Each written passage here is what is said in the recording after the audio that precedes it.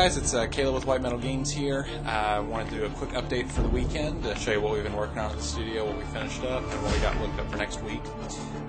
So really, after the Nagas, there was no other projects due. It's Friday, May the 24th or 5th, just for dating purposes. So really the only thing we've been finishing up here in the workshop has been the Titan. So without further ado, let's do that. Now, just bear in mind that we finished it up, so I think it's finished with assembly. Obviously, there's still plenty of painting to do. So here we go. So this is the finished product. Let me see if I can't back up and get the whole thing in there. Now, to give you an idea of scale, see if I have a yardstick over here. So this is a yardstick that I'm putting up beside it. The yardstick is obviously 3 feet tall. So there's the yardstick, and there's the model. So as you can see, it stands about 4 feet tall, about another 12 inches above that if you count to the top of the tippy top of the missile. I'm going to come in for an aerial, and we'll start. Let's do it once over. So here we are, top to bottom, and in a minute I'll spin her, show you the whole thing. So obviously, this model is very different than your traditional Emperor Titan. Being the first model I built, I wanted to try my own thing. So this is sort of my rendition of an Emperor Titan. I think once painted, it'll look fine. It's obviously pretty hodgepodge looking right now because it's a billion different bits, a billion colors, and it all looks sort of crazy, but I think overall it came out well. So we'll start at the bottom. I did a little base work, obviously. We sealed up all of these sort of hill areas with this gray stuff, which will allow this to look smoother. I didn't want to use my traditional spackling compound because of the fact that I was afraid when shipped it would break. I've had some problems with that before, so I decided to use putty. I put a couple craters on the base. I didn't want anything very tall on the base because I didn't want to take away from the model, and I like the idea that models should be able to move across the base. There's some destroyed pieces of the wrecked Eldar vehicle. There's the prism cannon pieces. And I know people out there will say I destroyed an entire Eldar prism, but if you look at previous videos, you'll know why. Here is the foot. I repaired the back damage. I had told you that there was some gunk back there from the expanding foam, so what I did was I scraped that off with some acetone, and then I re-tiled it. So it stands up a little higher, a few millimeters higher than the rest of it, but I think once painted it'll be a small point, and I used a cable to cover it up. Here is the skull pattern, which is covering up the sort of the, what do you call those things? The tethers that hold this thing to the base, and I added some chain to sort of fit that in there. And then those have obviously been cleaned up and grayed. Here is the knee pads. I settled on some fur as a way to sort of help disguise this a little bit and make it look a little more interesting. The fur obviously won't be part of the painting. It'll be painted first, and then the fur will be added. This is the large plasma annihilator. Now, I wanted some sort of housing on it, and I happen to have this Pegasus Gothic stuff left over. So what I did was I sort of turned this Pegasus Gothic stuff into a housing. I'm okay with that because I think a lot of the new Dreadnought weapons have this sort of, they look like this Gothic cathedral housing on them. So that's what I did with that. And I used these skulls and bits of this is actual deer bone, actually. We killed a deer when I was a kid, and so I sawed up the bones and drilled them, and these are obviously fake bear claws, but I used that to sort of hide some of the glue in there. So again, it's a clever art of deception, getting your eyes to go to the things you want them to go to. There's a guy in London who runs a site called Tanks and Trolls who does amazing work. And I really liked on his Titan how he had these walkways where servitors and that sort of thing could service the weapons, and in theory they would sort of walk around and make repairs during battle. And I really liked that idea, so I gave it a couple walkways. On this one, I've got those standing stones hanging down the way I said I was going to, sort of like in depiction of other Space Wolf vehicle things. And then I put these two, these are from some Space Marine vehicle kit, I think a Whirlwind maybe, and I had some spares on these red things from that kit, which was from a Unleashed Star Wars vehicle. So I gave it some cinematic effect. Obviously it's not all of the barrels. Now these do detach. If people don't want them, you can rip them out. It's not hard. I didn't glue them into place. They're just puttied into place, and they do come out. The head, of course, is there. The eyes don't go on until it's fully painted.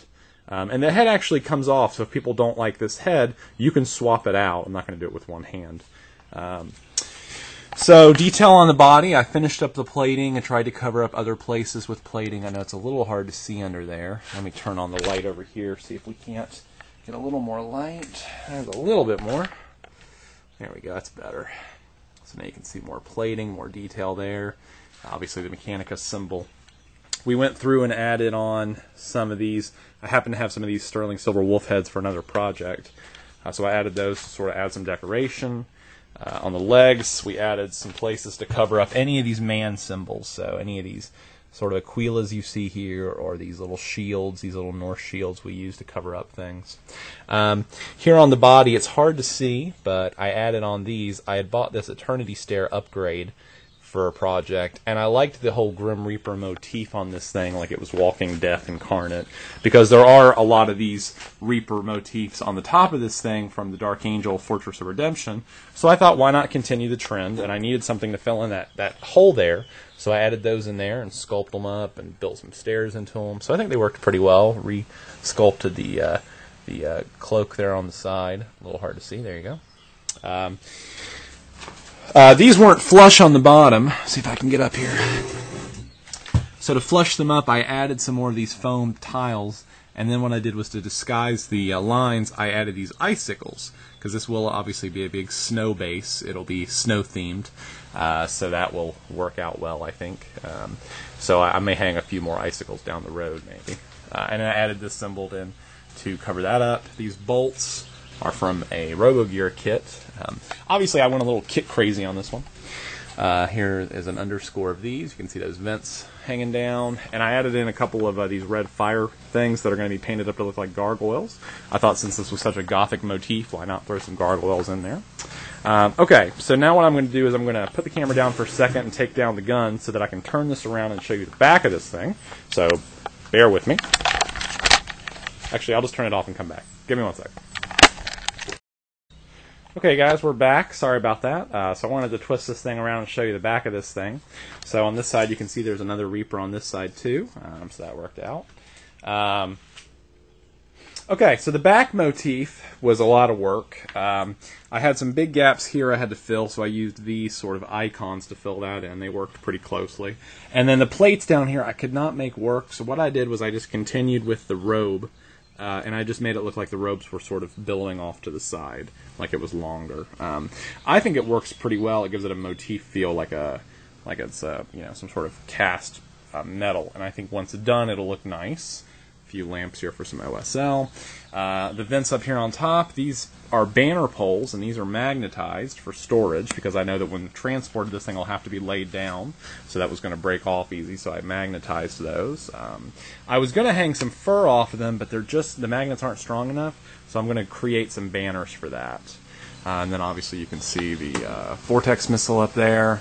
If I get this gun up here, you can see there's some emplacements. There's the Apocalypse missile launchers attached to these turbo lasers, and then the fortress up there. This missile area thing is detachable, as you've seen before. That comes off. It's an optional piece. It can be glued on if you like or not. I kind of like it both ways, but I like some of the cinematic effects, and I had them, so I figured why not use them. The only other thing I'm still playing with is I have to redo this piece here on the bottom, which is why I have this pink foam. I'm going to recut that today. Glue that on, and that gives it a support, so it's a little bit of a cushion for the ground. It's not just the wood. And then I've also got these bullet casings from an old rifle that I thought what I might do is sprinkle on the base to make it look like the Gatling cannon had spewed these. The problem is, in my mind, these don't exactly match. They're a little bit bigger. And additionally, there's no ejection mechanism on here. I didn't build in an ejection mechanism.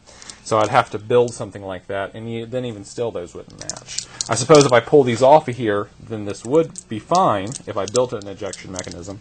I just haven't decided on it. I love the idea of those being on the base, but I'm not in love with the matching characteristics. So it may be one of those things that I may just have to try it and see if I like it or not, and later, if I don't like it, get rid of it. So that's it. That's the whole project top to bottom. I looked over my video logs, and I've been updating this for about 2 months now, so it's taken me about 8 to 10 weeks to finish this guy. And that's working on and off about 10 to 12 hours a week some weeks. So overall, probably somewhere between 120 to 150 hours went into the construction of this model. Build at 15 to 20 bucks an hour. You can see where that's going to go.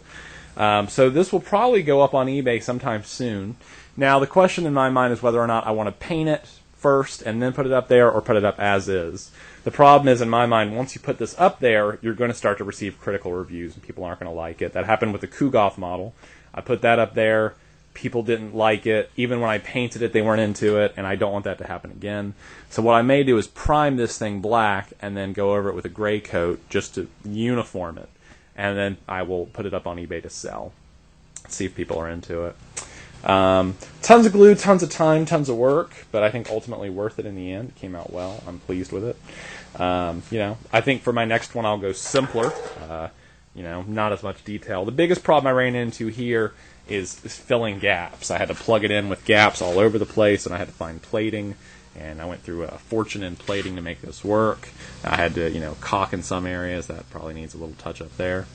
But I think overall, taken from a distance, the project came out pretty well. I'm fairly pleased with it. So, chime in. Let me know what you thought about it. We're already talking about the next one. We're talking about a Warlord next. We're going to go smaller.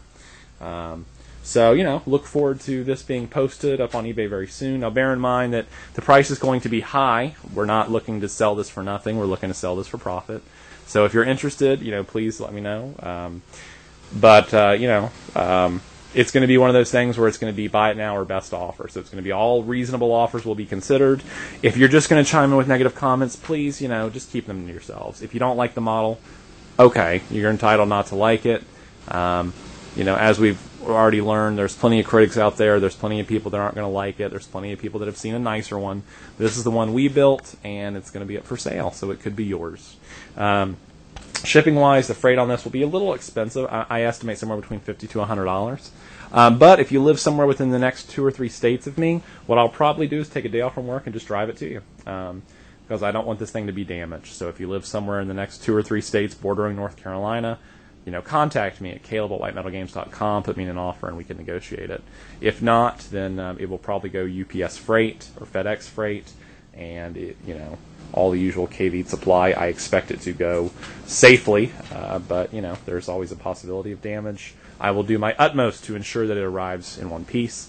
Bear in mind, this does detach at the waist. I'm not going to detach it right now while I'm holding the camera, but it does detach into 2 pieces, so it'll come in 2 boxes, and it will be lovingly cared for as best it can be. So, with that in mind, I hope you've enjoyed this. I hope you've enjoyed watching this video series. I suppose I should say something about the learning experience here, and what I learned doing it and that sort of thing. Maybe I should learn something about how cameras work. So obviously it's been a big project. It's been a huge model, and it's been a big undertaking of mine for several months. Lots of things I've learned from this, and if I had to sum it up in a few words, I don't really know where I'd begin. But I think the biggest thing I learned is that the bigger the model, obviously the more time commitment, but additionally, the harder the materials you use, and by hard I mean the toughness of them, the harder it is to work with them. Like, for example, PVC is incredibly strong. This pipe is super strong, which I think is why it can support the weight it's supporting, because that fortress on there and all those plates, that's a lot of weight. But, I think in order to support that, it had to be PVC. But lighter materials, less dense materials like foam core, foam board, styrene, that sort of stuff. The advantage to it really is that, you're not going to, you can cut it, you can shape it, that sort of thing. Whereas with PVC, you're kind of stuck. Once you have it, it's yours. So I would advise only using the PVC for the basic superstructure if you're going to use PVC at all. There's a guy over in Greece who runs a thing on eBay called the Titan Manufactorum, and I would argue that he's my biggest competition right now, because he has access to a CNC foam cutter, which is a huge foam cutting machine, and he cranks these things out several times a month. Well, he cranks out Warlord size. And he sells them for about $500, which is a very good deal for what is a very good model, I think. What you're paying for, though, is the time, and he's taken the time to learn how to build it and that sort of thing. But the advantage to those models is they're made of foam, so they're super lightweight. They're easily transferable. They can be mailed super easy. Whereas this thing is hard plastic. It's hard boxes. It's wood. It's a heavy-duty model. And so because of that, it's hard to transport. And it's heavy and it's hard to cut into. So I learned a lot doing that. So I think next time I won't use PVC.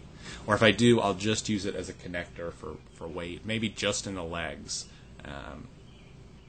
So there's that. I think this model is maybe a little busy. I think there's a lot of plating on it, and I think what my challenge will be when painting it will be to sort of blend it all in together, so it doesn't look like it's a bunch of hodgepodge stuff. The goal will be to paint it in such a way that it all seems to be one uniform model. So, a lot of grays and a lot of uniform colors like that will be blended together to hopefully make this appear to be one model. What else have I learned doing this? I probably wouldn't use as much cardboard again. I think in all, what I should have probably done is used more PVC, or not more PVC, more foam, and taken more time to cut it exactly and be exact with my measurements. But I was impatient, I was eager, I wanted to get through it, and I wanted to see product. So because of that, I rushed. Maybe I shouldn't have rushed as much, but overall, I really like the model. I think it's going to find a good home somewhere, whether that be a game store or someone's personal gaming collection. Who knows? I know it's not going to stay here because my wife won't let me keep it. No, because it's so big. It's just too big for an independent modeler like me to keep. I need to keep space available so I can keep churning out stuff. So if you're just tuning into this, this has been a long series of videos. No real one lesson here learned other than if you wanted to do it, you can do it. You just have to try it. I think the other big lesson I would say here is that liquid nail is your friend. I used a ton of liquid nail on this project, and it's not terribly pricey. You can get a huge tube of it for $3, so buy 5 or 6 of those, keep them in stock, and they're super useful. Have plenty of bits in your collection, and don't be willing to skimp on them. When you're going to do a project like this, be willing to invest some bits in it. There are hundreds of dollars worth of bits in this kit. There's an entire Fortress of Redemption. There's the majority of a Sky Shield landing pad.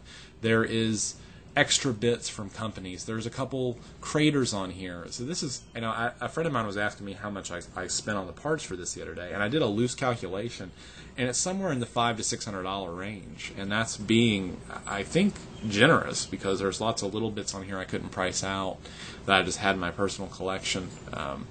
There's 3 Pegasus kits. There's, tons of stuff. But overall, I'm very pleased with it. I think it came out really well. I'm looking forward to an eager collector out there snatching it up and adding it to their collection. Assuming it doesn't sell by June 23rd, we are going to have our annual Golgotha game, which is our big 40K game.